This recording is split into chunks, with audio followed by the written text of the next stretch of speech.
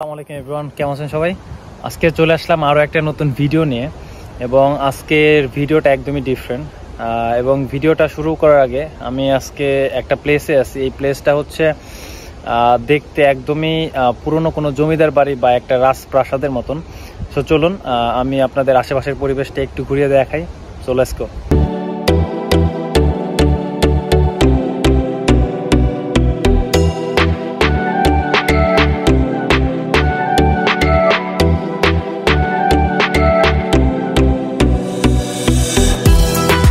যারা রাশিয়ার A to Z student visa process নিয়ে জানতে চান তাদের জন্য এই ভিডিওটা, এবং আশা করি আপনারা যদি সম্পূর্ণ ভিডিওটাই দেখেন তাহলে আপনারা ক্লিয়ার একটা ধারণা এই ভিডিও থেকে আপনারা পাবেন।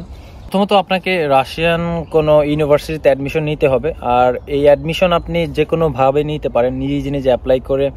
সো নিজে নিজে অ্যাপ্লাই কিভাবে করবেন সেটার সম্পূর্ণ আমার একটা ইউটিউবে ভিডিও আছে, সেটা আপনারা দেখতে পারেন। এবং যদি আপনারা কারো থ্রোতে বা কারো হেল্পের মাধ্যমে রাশিয়াতে অ্যাডমিশন নিতে চান, সেটা হতে পারে, আমি পার্সোনাল কোনো এজেন্সি আপনাদের প্রিফার করব না।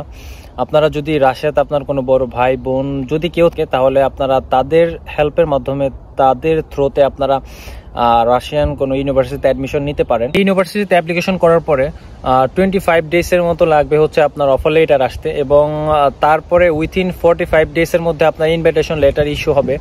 এবং আপনি একটা কাজ করবেন, আপনি অ্যাপ্লিকেশন করার পরে যখন আপনি আপনার অফার লেটারের জন্য ওয়েট করবেন, ওই টাইমটাতে আপনি আপনার যে একাডেমিক যে সকল সার্টিফিকেট আপনার মার্কশিটগুলো আছে সেগুলো আপনি বোর্ড থেকে, আপনার ঢাকা বোর্ড এবং হচ্ছে আপনার এডুকেশন মিনিস্ট্রি আর ফরেন মিনিস্ট্রি থেকে আপনি অ্যাটাস্টেশন করবেন। করার পরে দেন আপনি ইনভিটেশনের জন্য ওয়েট করবেন। আপনার ইনভিটেশন আসার পরে দেন আপনার হচ্ছে কি একটা মেডিকেল করতে হবে। মেডিকেলটা আপনি মেডিনোভা থেকে করতে পারেন।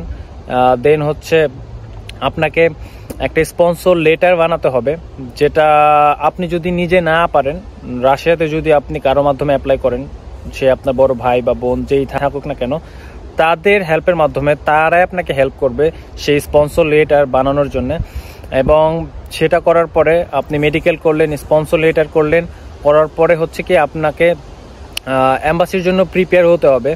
এবং এম্বাসির জন্য যা কোশ্চেন আছে সেগুলা তারাই আপনাকে সকল কিছু প্রোভাইড করবে। বা আপনি যদি অনলাইনে একটু রিসার্চ করেন, সেইখান থেকে গিয়ে আপনি আপনার প্রয়োজনীয় সকল কোশ্চেনের অ্যান্সারগুলো নিতে পারেন। ফাইনালি আপনি যখন এম্বাসিতে আপনার সকল ডকুমেন্টসগুলো সাবমিট করতে যাবেন, তখন আপনার একটা অ্যাজ ইউজুয়াল একটা ইন্টারভিউ হবে। ইন্টারভিউ হওয়ার পরে ওরা আপনাকে একটা ব্যাংকের একটা রিসিপ্ট দিবে। সেই ব্যাংকে যে আপনি আপনার এম্বাসির ফিসটা জমা দিয়ে আপনি এম্বাসিতে ওই রিসিপ্টটা জমা দিবেন। জমা দেওয়ার পরে ওরা আপনার সকল একাডেমিক্স পেপারগুলো সাবমিট নিবে, এবং তারপরে আপনাকে একটা ব্লু একটা রিসিপ্ট দিবে। ওইখানে উল্লেখ থাকবে যে আপনার 10 থেকে 12 দিন সর্বোচ্চ এর মধ্যে আপনাকে পাসপোর্টটা কালেক্ট করতে বলবে। এবং তারপরে আপনি আপনার ওই টাইমের পরে আপনার পাসপোর্টটা কালেক্ট করবেন, এবং আপনি আপনার ভিসা পাওয়ার পরে নির্দিষ্ট টাইমে আপনি রাশিয়াতে ফ্লাই করবেন। এবং রাশিয়াতে আসার পরে আপনি যদি রাশিয়াতে আপনার কোনো বড় ভাই বা বোন তাদের মাধ্যমে যদি আসেন, তারাই আপনাকে এয়ারপোর্ট থেকে রিসিভ করবে।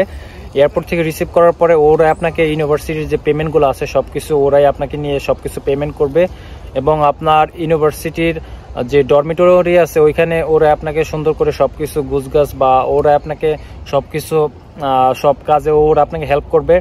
তারপর আপনি এখানে সবকিছু নিজের মতন করে করতে পারবেন। শেয়ার প্রসেস একদমই ইজি। সো এখানে আপনারা নিজে নিজে অ্যাপ্লাই করতে পারেন বা কারো হেল্প নিলে সো আপনারা সুন্দর মতো রাশিয়াতে আসতে পারবেন।